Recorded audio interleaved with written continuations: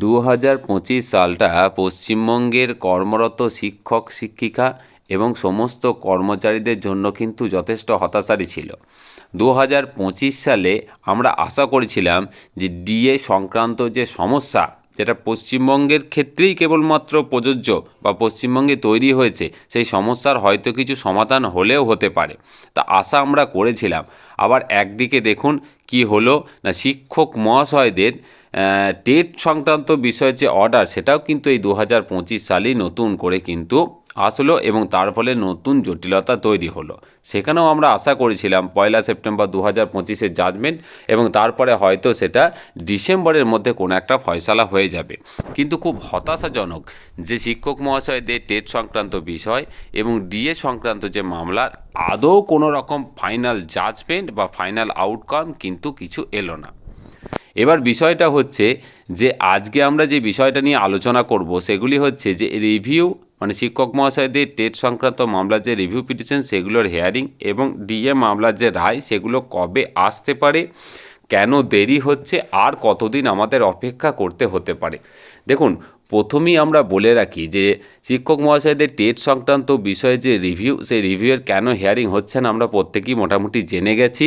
কারণ এখানে অনেকগুলি রিভিউ অনেক সংগঠন, অনেক সরকার বা অনেক ব্যক্তি বিশেষের তরফ থেকে কিন্তু করা হয়েছে, কিন্তু সেই রিভিউগুলোর অনেক রকম ডিফেক্ট কিন্তু আছে। সেই ডিফেক্ট লিস্ট যতক্ষণ না ক্লিয়ার হবে, ডিফেক্টগুলো ধরে ধরে যতক্ষণ না ক্লিয়ার হবে, ততক্ষণ পর্যন্ত রিভিউয়ের কোনো রকম সম্ভাবনা, রিভিউ হিয়ারিংয়ের কোনো রকম সম্ভাবনা কিন্তু দেখা যাচ্ছে না।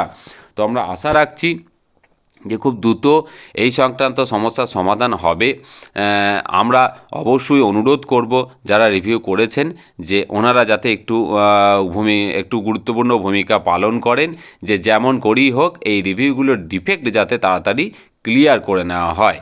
আর ডিএ মামলার যে জাজমেন্ট আমরা জানি দীর্ঘ 2022 সাল থেকে সুপ্রিম কোর্টে এই মামলাটি বিচারাধীন এবং মাননীয় বিচারপতিদ্বয় সঞ্জয় ক্যারলের যে বেঞ্চ, সেই বেঞ্চে কিন্তু ডিভিশন বেঞ্চে, সেই বেঞ্চে কিন্তু এই মামলাটি অলরেডি হিয়ারিং কমপ্লিট হয়ে গেছে, আর কোনো রকম হিয়ারিং হবে না। আমরা আশা করেছিলাম ডিসেম্বরই হয়তো জাজমেন্ট পাস হবে, কিন্তু কোনো রকমভাবে পাস হচ্ছে না। কেন দেরি হচ্ছে দেখুন, সেটা বলা খুব মুশকিল, তবে যেটুকু আমরা বলতে পারি যে এই যে বিষয়টা ডিএ সংক্রান্ত বিষয়, এটা কিন্তু খুব ছোটোখাটো বিষয় নয়। কারণ ছোটোখাটো বিষয় নয়, এটা আমরা প্রত্যেকেই উপলব্ধি করতে পারছি। এটা দীর্ঘদিন ধরে প্রথমে স্যার, তারপর হাইকোর্ট, তারপরে সুপ্রিম কোর্টই তো 2022 থেকে চলছে। তো এই মামলার গুরুত্ব বেশ অনেকখানি। তো সেই জন্য হয়তোবা এখানে যিনি বিচারপতি আছেন বা যারা আছেন ওনারা মনে করছেন যে এই যে মামলা, এটা কিন্তু খুব ভাবনা চিন্তা করে খুব ধীরে সুস্থে ওনারা কিন্তু জাজমেন্ট লেখার কাজ করছেন। আশা করছি নতুন বছরে 2026-এর শুরুতেই এই যে ডিএ সংক্রান্ত মামলা, তার জাজমেন্ট প্রকাশিত হবে এবং সমস্ত সরকারি কর্মচারী যারা আছেন এবং যারা ডিএ পান তারা প্রত্যেকেই কিন্তু একটা পজিটিভ রেজাল্ট কিছু পাবেন। দেখুন, এইবার বিষয়টা হচ্ছে যে রিভিউ এবং রায় সংক্রান্ত যে বিষয়, সেটি কি আর এই বছর মানে ডিসেম্বরে হিয়ারিংয়ের কোনো রকম সম্ভাবনা আছে, নাকি নতুন বছরই খেলা ঘুরবে? দেখুন, প্রথমেই বলে রাখি যে একটা অফিসিয়াল তথ্য আপনাদের সামনে আমি তুলে ধরি। এটা হচ্ছে সুপ্রিম কোর্টের একদম অফিসিয়াল সাইট থেকে পাওয়া সুপ্রিম কোর্টের যে ক্যালেন্ডার 2025-26-এর যে ক্যালেন্ডার, সেটা দেখুন। তো সেখানে কি আছে না, সেখানে দেখুন পরিষ্কার এই জায়গাটা আপনি ভালো করে লক্ষ্য করবেন। যেগুলো আমরা জানি ক্যালেন্ডারে যেগুলো লাল কালি থাকে সেগুলো ছুটি, তো এখানে দেখুন লাল কালিগুলো কিন্তু ছুটি মার্ক করা আছে।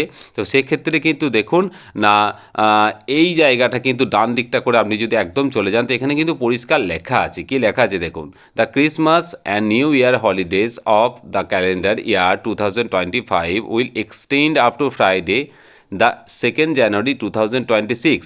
মানে বড়দিন এবং যে নতুন বছরের ছুটির যে নতুন বছরের যে ছুটি, মানে সুপ্রিম কোর্টের যে ছুটি 2025-এ, সেটা কিন্তু শুক্রবার 2nd জানুয়ারি পর্যন্ত এক্সটেন্ড করে দেওয়া হয়েছে। আর কি বলছে না, the registry of the court shall however reopen on Friday the 2nd জানুয়ারি 2026। যদিও রেজিস্ট্রিটা কিন্তু 2nd জানুয়ারি 2026-এ কিন্তু ওপেন হবে, মানে খোলা থাকবে। The court will resume its sitting on Monday the 5th January 2026। কিন্তু কোর্টের যে সিটিং মানে মাননীয় বিচারপতিদের যে সিটিং ওনারা যে বসবেন সেটা কিন্তু 5 জানুয়ারি 2026 2026 কিন্তু ওনারা 5ই জানুয়ারি থেকে ওনারা কিন্তু বসবেন। তো 5ই জানুয়ারি তার মানে আপাতত আমরা বলতে পারি যে সুপ্রিম কোর্টের যে হলিডেজ শীতকালীন যে ছুটি সেটা কিন্তু শুরু হয়ে গেল, বড়দিন এবং নববর্ষের যে ছুটি আপাতত আর কিন্তু কোনো রকমভাবে কোনো হেয়ারিংয়ের সম্ভাবনা নেই, কোনো জাজমেন্ট আসার কোনো রকম সম্ভাবনা নেই। আমাদের কিন্তু নতুন বছরের দেখেই অপেক্ষা করে থাকতে হবে।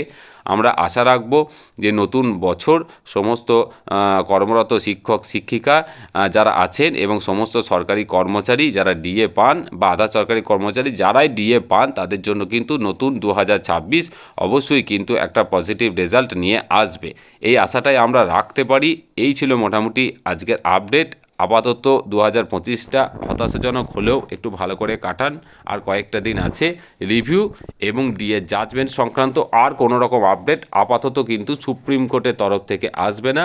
যা চেষ্টা হবে তা কিন্তু সংসদ বা অন্যান্য লেভেলে চেষ্টা হতে পারে।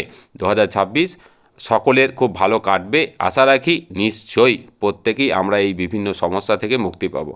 খুব ভালো থাকবেন, যদি ভালো লাগে অবশ্যই বেশি করে শেয়ার করবেন, চ্যানেলটিকে সাবস্ক্রাইব করবেন। খুব ভালো থাকবেন।